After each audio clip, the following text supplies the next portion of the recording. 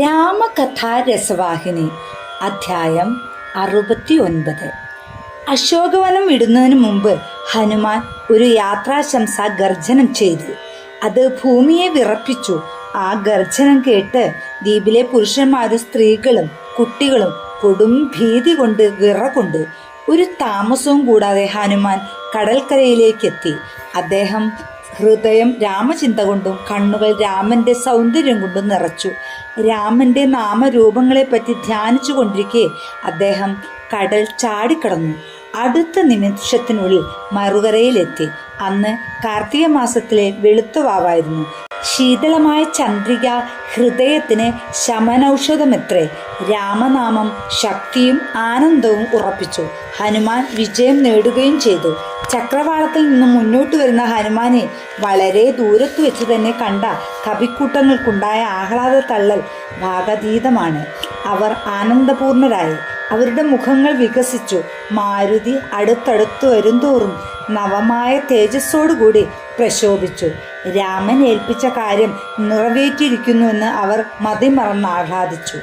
ഹനുമാന്റെ മടക്കയാത്രയെ പ്രതീക്ഷിച്ച് അവർ തികച്ചും 3 ദിവസങ്ങൾ കഴിച്ചിരുന്നു.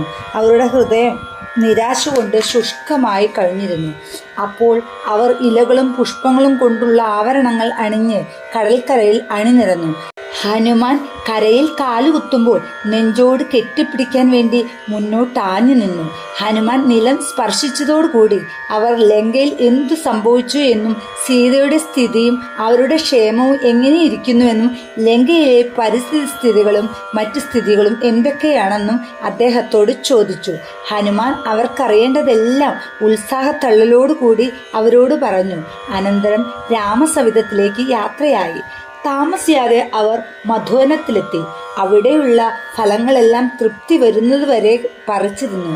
സീതയെ സംബന്ധിച്ച വിവരങ്ങൾ അറിഞ്ഞാൽ ആ തോട്ടത്തിൽ കയറി ഇഷ്ടം പോലെ ഫലങ്ങൾ പറിക്കാൻ അനുവദിക്കുമെന്ന് സുഗ്രീവൻ അവർക്ക് വാക്കു കൊടുത്തിരുന്നു. തോട്ടം കാവൽക്കാർ അവരുടെ പ്രവേശനം തടയാൻ ശ്രമിച്ചു.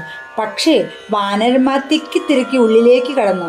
ഉടനെ കാവൽക്കാർ ഓടി അവരുടെ യജമാനെ കണ്ട് തോട്ടം കൊള്ളയടിക്കുന്ന വിവരം അറിയിച്ചു. ഇത് കേട്ടപ്പോൾ സുഗ്രീവൻ വികാരഭരിതനായി പറഞ്ഞു, ഓ, അവർ വിജയിച്ചിരിക്കുന്നു. രാമകാര്യം അവർ നിർവഹിച്ചിരിക്കുന്നു. അദ്ദേഹം അതീവ സന്തുഷ്ടനായി. അദ്ദേഹം കാവൽക്കാരനോട് പറഞ്ഞു, ഇത് അവർ ആഘോഷിക്കുകയാണ്. ആനന്ദത്തിന്റെ ഉത്സവമാണ്. പൊയ്ക്കൊള്ളൂ, പരവശപ്പെടാതെ. ഇതിനിടയിൽ കവികൾ കൂട്ടമായി വന്ന് തങ്ങളുടെ രാജാവിനെയും സ്വാമിയെയും നമസ്കരിച്ചു.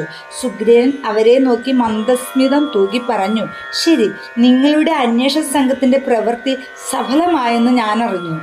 അവർ മറുപടി പറഞ്ഞു, പ്രഭു, അങ്ങയുടെ കരുണ കൊണ്ടും ആശംസകൾ കൊണ്ടും ഞങ്ങൾ ഞങ്ങളുടെ പരിശ്രമത്തിൽ വിജയിച്ചിരിക്കുന്നു. ഈ വിജയം കൈവരുത്തിയത് ഒരു മഹാവീരനാണ്. അദ്ദേഹം ഞങ്ങൾക്ക് പുതുജീവൻ നൽകി. ഞങ്ങളിപ്പോൾ ജീവനോടുകൂടി അങ്ങയോട് സംസാരിക്കുന്നുണ്ടെങ്കിൽ അദ്ദേഹം മാത്രമാണ് അതിന് കാരണം. അനന്തരം അവർ ലങ്കയിലെ അവസ്ഥകളെയും സീതയുടെ കഷ്ടസ്ഥിതിയെയും സംബന്ധിച്ച വസ്തുതകൾ അദ്ദേഹത്തെ അറിയിച്ചു. ഇത് കേട്ടപ്പോൾ സുഗ്രീവൻ പെട്ടെന്ന് എഴുന്നേറ്റ് ഇങ്ങനെ പ്രഖ്യാപിച്ചു, ഇനി നാം ഒരു നിമിഷം താമസിക്കരുത്. അവർ വേഗം രാമസന്നിധിയിലേക്ക് തിരക്കിട്ടു പോയി. സീതാന്വേഷണത്തിന്റെ വിവരവുമായി വാനരന്മാർ വരുന്നുണ്ടെന്ന് മനസ്സിലാക്കിയ രാമൻ ലക്ഷ്മണനും ഒന്നിച്ച് അവരുടെ വരവ് നോക്കി ഒരു കൂറ്റൻ കല്ലിന്മേയിരുന്നു. അവർ അതിവേഗത്തിൽ വന്ന് വികാരോദോചിതമായി രാമപാദങ്ങളിൽ നമസ്കരിച്ചു. ആദ്യമായി രാമൻ അവരുടെ ആരോഗ്യത്തെയും ക്ഷേമത്തെയും പറ്റി അന്വേഷിച്ചു. ഇതിനിടയിൽ ജാംബവാൻ, അവരുടെ ഇടയിൽ ഏറ്റവും പ്രായം കൂടിയ ആൾ, എഴുന്നേറ്റ് പറഞ്ഞു, അങ്ങയുടെ കരുണാർദ്രത നേടിയവർ തീർച്ചയായും അനുഗ്രഹീതരാണ്. അതുകൊണ്ട് അവർക്ക് എല്ലാ നന്മകളും ഉണ്ടാവുന്നു. അങ്ങനെയുള്ള ആളുടെ കീർത്തി 3 ലോകങ്ങളിലും പരക്കും. അദ്ദേഹം ഹനുമാനെ പല പ്രകാരത്തിലും പ്രശംസിച്ചു. ഹനുമാൻ എഴുന്നേറ്റ് രാമന്റെ മുമ്പാകെ നമസ്കരിച്ചു. അദ്ദേഹം ലങ്കാദ്വീപിനെ പറ്റി സവിസ്തരം പ്രതിപാദിച്ചു. ആനന്ദത്തിൻ്റെയും അനുകമ്പയുടെയും കണ്ണുനീർ തൂകിക്കൊണ്ട് അദ്ദേഹം സീതയുടെ സ്ഥിതി വിവരിച്ചു. എന്നിട്ട് വളരെ സൂക്ഷ്മതയോടും ജാഗ്രതയോടും കൂടി കൊണ്ടുവന്നിരുന്ന ചൂടാരത്നം രാമന്റെ കൈകളിൽ സമർപ്പിച്ചു. രാമൻ ഹനുമാനെ മാറോട് ചേർത്ത് പിടിച്ചു. അദ്ദേഹം പറഞ്ഞു, അല്ലയോ വായുതനയ, സീതയെപ്പറ്റി ഇനിയും പറയൂ. ദേവിയുടെ സ്ഥിതിയെയും മനോവികാരങ്ങളെയും പറ്റി. ഹനുമാൻ പറഞ്ഞു, മഹാപ്രഭു, അത് വിവരിക്കുക അസാധ്യമാണ്. സീത എല്ലും തോലുമേയുള്ളൂ. കാരണം ദേവി ഭക്ഷണമൊന്നും കഴിക്കുന്നില്ല, ഉറങ്ങുന്നുമില്ല. അവിടുത്തെ ദർശനത്തിനു വേണ്ടി പ്രാർത്ഥിച്ചുകൊണ്ട് നിമിഷങ്ങൾ എണ്ണിക്കഴിയുകയാണവർ. അങ്ങയുടെ നാമജപവും അങ്ങയെപ്പറ്റിയുള്ള ചിന്തയുമല്ലാതെ ദേവിക്ക് മറ്റു യാതൊരു ശ്രദ്ധയുമില്ല. ദേവിയുടെ അസംഖ്യം പ്രണാമങ്ങൾ അങ്ങയെ അറിയിക്കണമെന്ന് എന്നോട് ആവശ്യപ്പെട്ടിരിക്കുന്നു.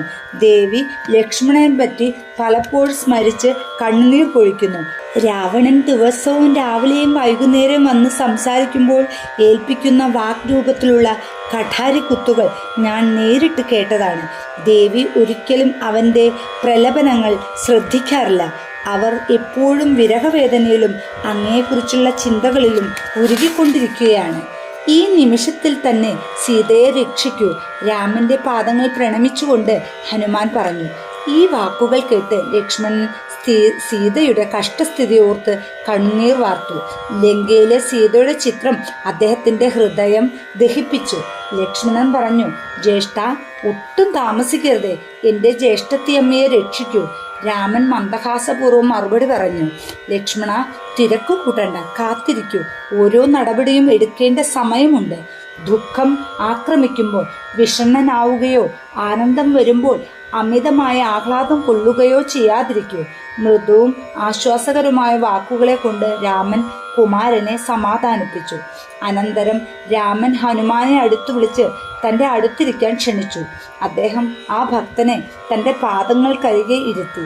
രാമദേവൻ ഹനുമാനോട് ചോദിച്ചു, ഹനുമാൻ, ലങ്കയിലെ ഭരണത്തിന്റെ സ്വഭാവം എന്താണ്?